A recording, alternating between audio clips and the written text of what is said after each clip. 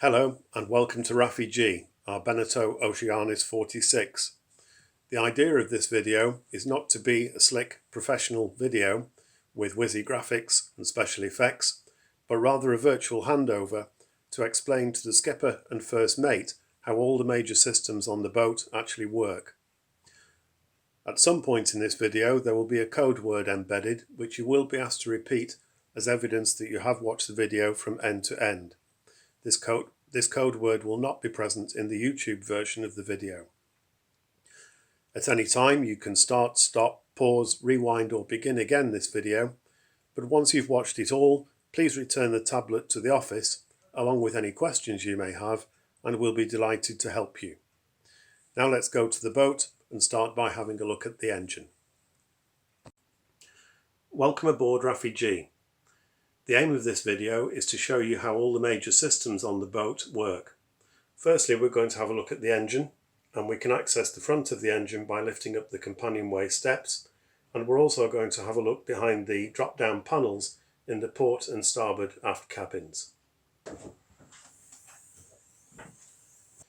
The companionway steps are on a gas strut and are easily lifted by one hand and will stay put when it's open. Firstly though, we're going to have a look in the port aft cabin, and if you go into the cabin, close the door, you'll see a drop down panel at the aft end of the engine containment box. Lower that and we'll start with the water strainer. This is important as the crucial thing to check every time you start the engine is that there is plenty of cooling water coming out of the exhaust. If there isn't, the seawater strainer is the first place to look, as it's designed to catch any large objects like plastic bags, jellyfish, etc. And normally this is what's caused the problem. We're now in the port aft cabin and have taken out the drop-down panel at the back of the engine containment box. The round grey plastic box in the centre of the frame is the seawater strainer. So if there isn't any cooling water coming out of the exhaust, take the top off this box, it's just hand tight, lift out the strainer basket, throw whatever is in it in the bilge and put the top back on. Normally this cures any cooling water problems. Now we're going to go back to the front of the engine. Every engine is serviced before every charter, and in the space of a 1 week charter there is no real need to do anything to the engine apart from check the cooling water coming out of the exhaust. If your charter is for 2 or 3 weeks or more, or if you particularly want to do daily checks on the engine, then the dipstick for the oil is accessed in the starboard aft cabin, and we'll look at that in a moment. But here at the front of the engine, this grey plastic guard covers the drive belt, and by reaching over the top you can feel the belt to make sure it's correctly tensioned. The heat exchanger is this grey box here, and if you want to check the water level, when the engine is cold, and only when the engine is cold, you can take this cap off, pop your fingers in, and you should be able to feel water at about fingertip depth. If it needs topping up, it's just tap water, fresh water. If you needed to change the impeller on this engine for the seawater pump, it's not so easy to get at. This grey panel has to come off, and it's located down here behind the alternator. Should the need arise, we will talk you through how to do this over the telephone. We're now in the starboard aft cabin, and once you've closed the door, you can see the drop-down panel that gives access to the starboard side of the engine. Here we can see the dipstick to check the oil level. Just like a car, it has a high mark and a low mark, and the oil level should be between the two. If it does need oil, there's a bottle in the cockpit locker, and it goes in the orange filler cap here. This is really important on this engine. It's turbocharged and it operates on the constant loss system. So it is always taking oil from the sump to lubricate the turbocharger bearings, which then goes out of the exhaust. So it's completely normal for it to use some oil. So if you do a lot of motoring, it's worth just keeping an eye on the oil level. And the sump on the engine is quite small. So if you do add oil, add it slowly and check the dipstick again, rather than pour half a bottle in and then find you've overfilled it. It's much easier to add some more than to take some out. We recommend operating the engine at no more than 3/4 throttle, which will give you between 8 and 9 knots through the water.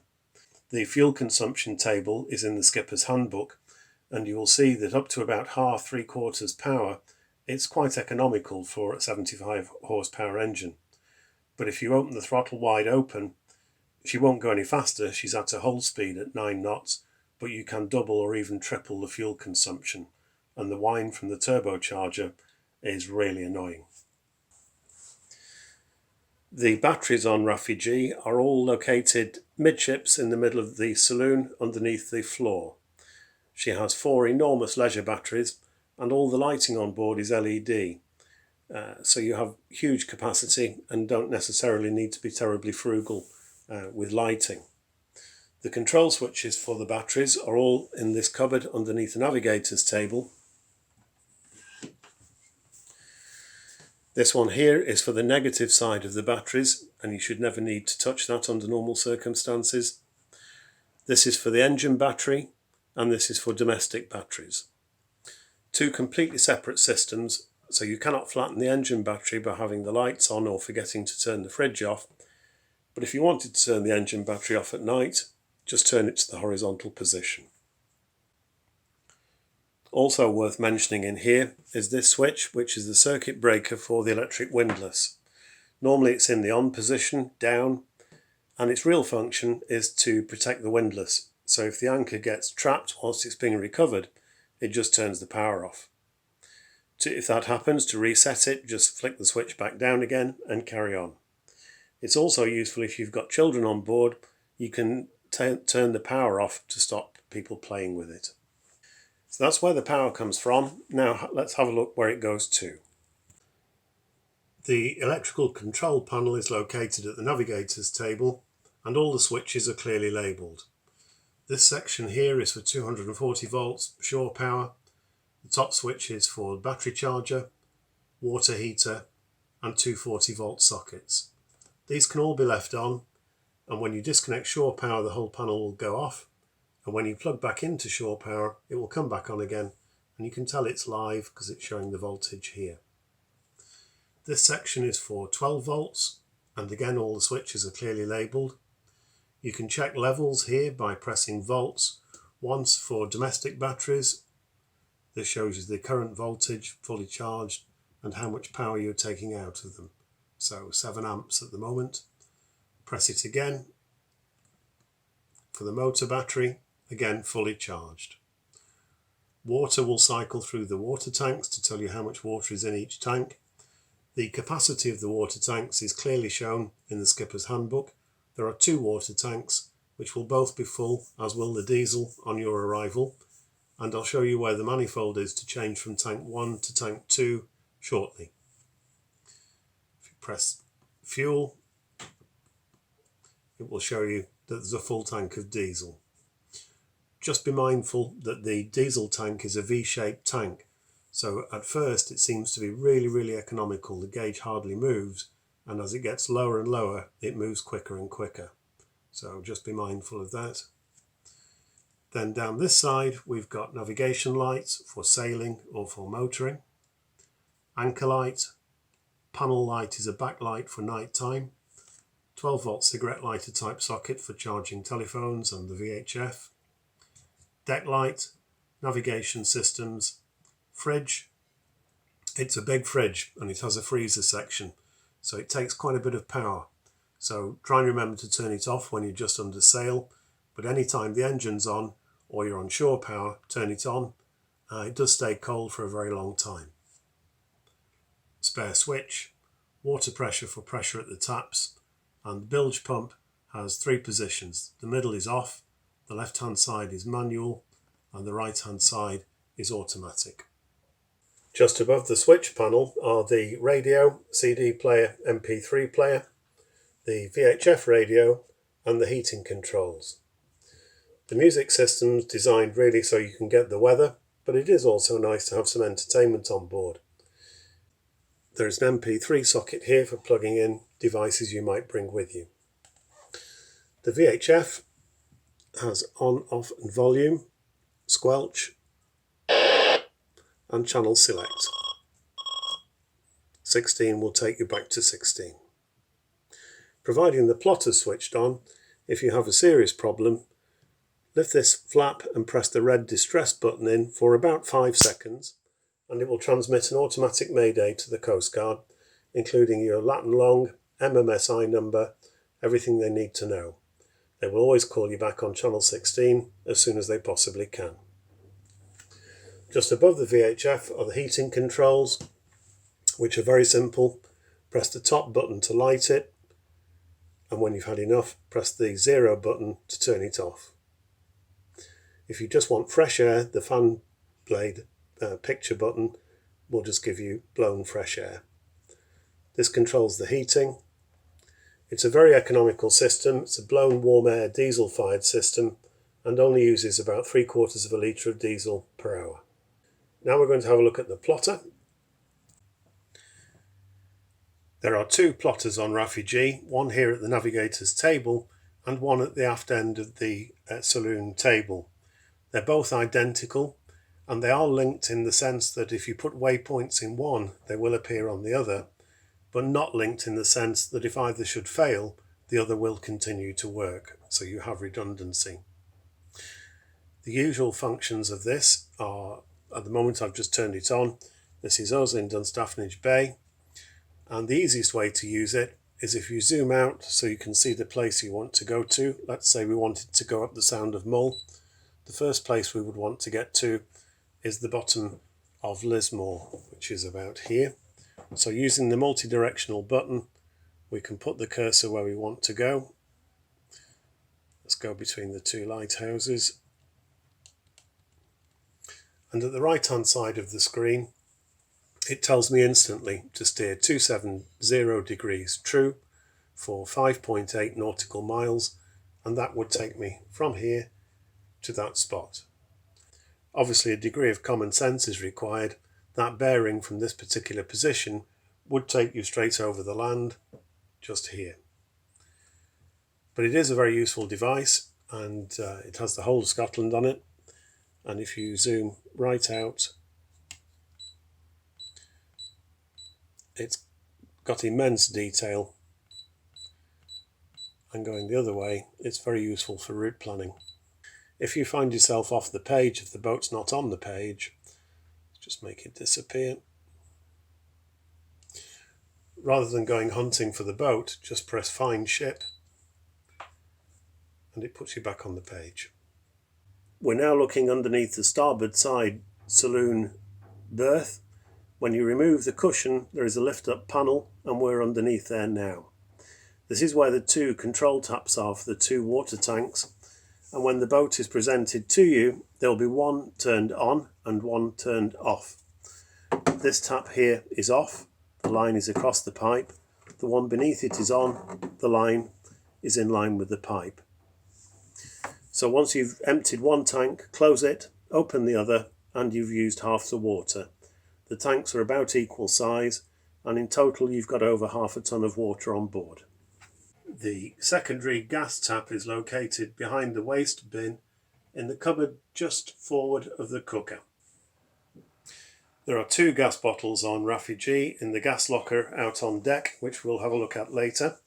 To use the cooker, the secondary gas tap that we've just seen in the right hand cupboard in this image must be turned on. Then to light the cooker, press and hold the appropriate knob for the burner that you want in clockwise, and then light it with the matches or click stick provided and hold it in for a count of 5. If the flame goes out when you release the button, do it again, but keep the button pressed in for a little bit longer. This is a flame safety device, so if the flame blows out whilst you're cooking, it shuts the gas off. The gas alarm on this boat is located behind the cooker, and if you hear a shrill, loud alarm noise coming from behind the cooker, turn the gas off at the bottle, open all the hatches and then investigate. All our boats have ITT Jabsco twist and lock pumps, which are reliable and easy to use. When you've used the toilet, move this lever to the right hand position, and using the pump, about 10 or 15 strokes will empty the bowl. Move this switch to the left hand position, and using the same pump again, another 15 or 20 strokes will rinse the bowl out and clear the pipes of the boat.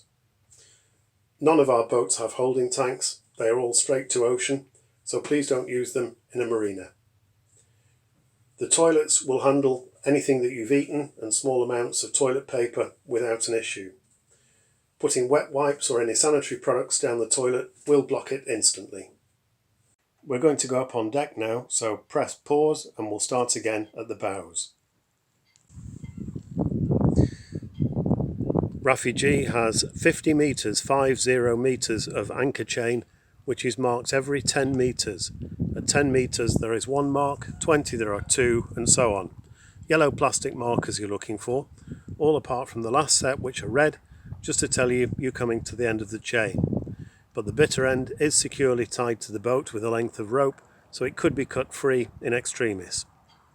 Under normal operating circumstances, make sure that the breaker switch in the panel beneath the navigator's table is turned on.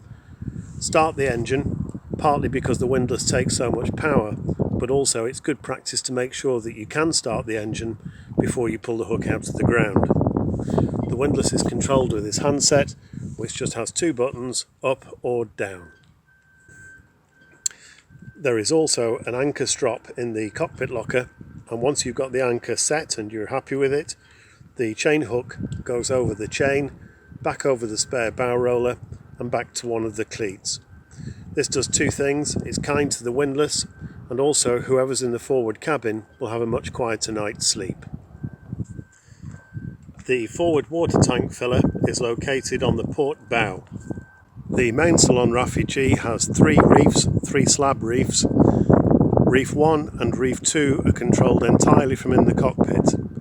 The only one that's any different is 3rd reef, and to put 3rd reef in, you lower the mainsail until you can see Reef 3's ring, which hooks over this reefing horn here. On either side there's a hook both sides. Retighten the main halyard, and then the leech is tidied up from back in the cockpit. Raphy G is equipped with a stack pack, so when the sail is reefed, the excess sail falls into the bag, and when the sail is finished with for the day, the whole sail falls into the bag. Close the zip, and that's it. There is a temptation to stand on the cockpit table to tuck the sail into the bag. Please don't do this. The table is very fragile and will break. At starboard midships you will find a deck fitting labelled waste. Please don't undo this. The holding tank has been removed and both toilets are now straight to ocean. Please also make sure that you don't attempt to put water down this deck fitting. Underneath the spray hood are 2 banks of clutches. This is the portside bank. This is the portside traveller clutch, main halyard, reef 2, reef 1. These are both single line. This is the kicking strap, vang, whichever you prefer to call it. This is the starboard side bank of clutches, starboard side main sheet traveller. Genoa halyard, you shouldn't need to adjust that, it's been correctly tensioned before you arrived. This clutch will have reef 3 through it. It's not been put through yet. So for reef 3 there is a hook for the luff, and pulling the rope that goes through this clutch will tidy up the leech. Outhaul and main sheet. So everything is led back to the cockpit. The silver disc located between the 2 wheels is the emergency steering access point. If there was any issue with the steering, taking this disc out with a winch handle reveals the top of the rudder post. In the cockpit locker there is a large piece of steel tubing that looks like a piece of scaffold pole. This slides down this hole straight onto the rudder stock and she becomes a tiller steered boat. This is the second plotter located at the aft end of the cockpit table, which is identical to the one down below. At the moment it's angled towards the starboard wheel, and if you want to adjust it to the middle position or to the port wheel, reach underneath and there's a small piece of string with a bobble on the end, pull it down and you can change the position.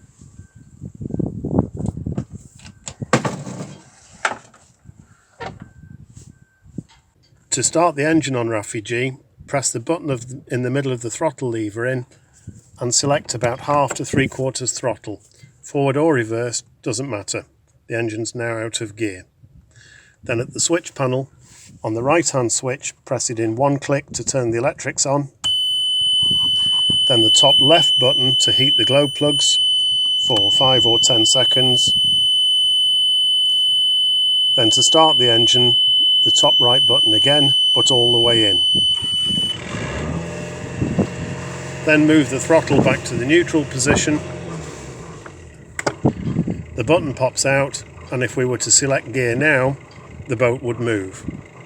Now's a good time to check that there is plenty of cooling water coming out of the exhaust, which is on the starboard quarter.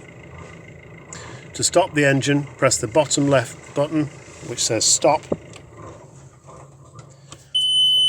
then the bottom right button to turn the electrics off. At the starboard wheel are two instruments. The left hand one shows where the wind is coming from and the wind speed.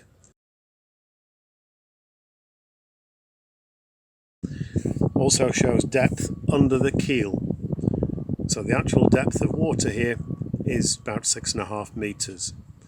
The offset for the keel and various other important dimensions are clearly shown in the skipper's handbook, which you should study before you depart. To the right hand side is the auto helm. To use it, get onto the heading that you want and press auto. Then you can make small adjustments, plus and minus 1, plus and minus 10 degrees by pressing these buttons. And to return control to yourself, just press standby and you'll have the wheel back again. At the port wheel is another similar instrument which shows depth, speed through the water and current heading. The aft water tank filler is on the port quarter next to the safety line throwing bag. The two gas bottles are located in this compartment, which is located between the two wheels at the aft end of the boat. The diesel tank filler is located on the starboard quarter. All our yachts are equipped with Honda 2.3 horsepower outboards, and the use of these is covered in a separate video.